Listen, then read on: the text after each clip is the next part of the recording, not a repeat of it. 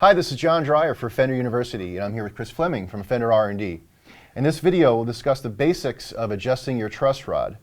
Now, Chris, where do we start? And actually, before we start, are there certain skill levels involved in making these adjustments, and is there risk of permanently damaging your instrument? Yes, I would recommend that unless you're comfortable with mechanical things and you're sensitive enough to tell when something's going too far or not far enough, it might be better to have an authorized repair person adjust your truss rod for you, because you can damage it if you over tighten it.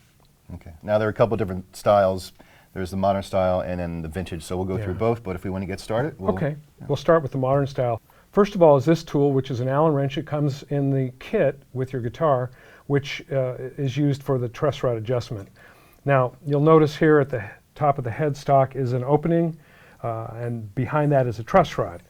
This is designed to fit right in, and you can tighten or loosen the truss rod. Now, the reason there's a truss rod on a guitar is because the tension of the strings tightened up onto the bridge there with the tuners will create a forward pull and will create what we call relief, or a space between the strings and the fret. So what we need to do is, first of all, check to see where the adjustment is. If it's buzzing, chances are that the truss rod is too tight. If it's very stiff and the strings are far away from the fretboard, that means that the truss rod's probably too loose. So it's important that you understand which way you need to go for the truss rod to adjust it correctly, because you don't want to over tighten it. If you continue to tighten it, it could strip out the screw back here that we're in. So how this works is, from where I'm standing now, clockwise, moving this direction will tighten the truss rod. And then moving the opposite direction, counterclockwise, will loosen it. And you should never have to turn more than about 1/8 to 1/4 of a turn to get adjustment of a truss rod. If you go too far, you can definitely strip it. So if we have a bow shape, so we want to tighten it. Yeah. So that means it's a little bit loose. And if you say like a back bow, the opposite way, like a hump, that means it's too tight and we need to loosen it. Okay. Now in some cases, when you get the truss rod adjusted to the right area and you need to go a little further and it's too tight, I will take a nut driver like this, and you can place it over the truss rod, and that'll help give you some leverage. But you need to be really careful. You don't, having a leverage like this makes it very easy to go too far. So you really want to take your time with this. And normally in a setup, I would use a feeler gauge to see where the string is around the 9th fret.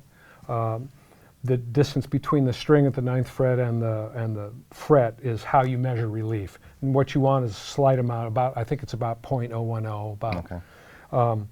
But these days, because I've done this a lot, I just do it by feel. I can tell by feeling if there needs to be more relief or less relief.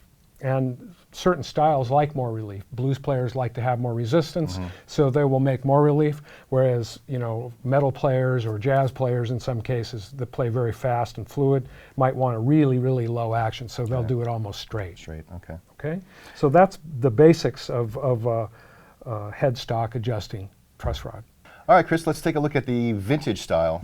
Okay, it's a little bit more complicated and definitely more difficult to do. So again, this is something, if you're not comfortable with this type of mechanical stuff, much better to take it to your local repair guy. Okay. The concept's the same, except on a vintage instrument like this one, the truss rod adjusting screw is on the bottom of the neck instead of up on the headstock. So in order to do this adjustment, the first thing you have to do is loosen the neck. Now this is a little tricky. So what I do is loosen the screws in the bottom first, and I do that quite a bit. Okay, I'll go up maybe 1/4 of an inch, 3/8 of an inch. Do you need to detune the strings at all? Or I don't. No, okay. I don't. You can if you want, but I kind of have fun wrangling it. So, and then I'll loosen these a little less. Okay, and then what you're going to have is the neck's going to be tilting forward. Okay, but what I do next, excuse me, John, I lean like this to bring the neck up like that. Okay, so you see here that we've exposed the screw fully. You want to do that so that you don't tear up the pickguard or mar anything else on the instrument. Again, just like on a guitar, if I turn it clockwise, I'm going to tighten the truss rod, which will bring the strings closer to the top of the fretboard. And if the strings are already too close to the fretboard, I'm going to go counterclockwise, and that'll loosen the truss rod and make the neck bow a little bit, and that'll bring the strings up above. Okay? So I'm not going to adjust anything on this instrument because it's already playing well. So after you've adjusted it, now this is the tricky part with the vintage style, is you have to kind of guess. You can't really tell like on a head adjust because you're going to have to take it back down, make sure everything's in tune, look at it again. So it's a lot more laborious, and you may choose to have a service guy do it for you. Got it. So after I'm done with this, I'm going to take it and pop it back together. So I'm going to tighten it back up, kind of going around the neck plate.